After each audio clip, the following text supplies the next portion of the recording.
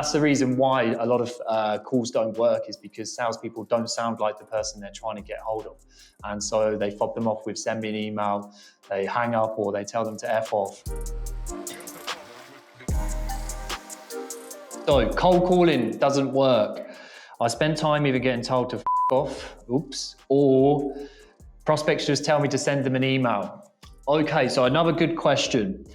The main reason that cold calling doesn't work for a lot of sales reps is because of the way that they project themselves to their prospects, their tone of voice and how they ask questions and how they come across to the prospect.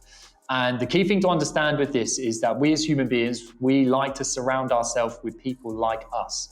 And there are a lot more people that aren't like us, so we don't like most people in the world, right? We get on with a small percentage of people. And so if you're prospecting, hopefully you're prospecting to at least director level, if not CEO or MD. So you need to understand, well, what do CEOs and MDs sound like? And if you work for a company, you've got one, right? So you can go and surround yourself with them and observe how they sound. But we all know that they're going to sound, or they're going to have very similar personality traits, right? They're very direct. They're short, to the point. They're busy people, right? We know this. They're assertive, but not rude. And we also know they're blue sky thinkers, right? That's a typical personality trait that got them to the position that they're in. So understanding that when we're speaking to CEOs and MDs, we need to sound exactly like them.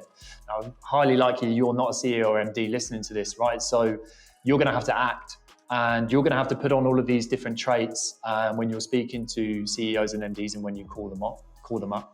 But if you can do that, if you can be direct, assertive, to the point, and all these things, then the prospect on the other end of the phone is going to pick up on that. And they're probably going to think at subconscious level, this person sounds just like me. I like them. I'll give them some time to have a conversation. And that's the reason why a lot of calls don't work, is because salespeople don't sound like the person they're trying to get hold of.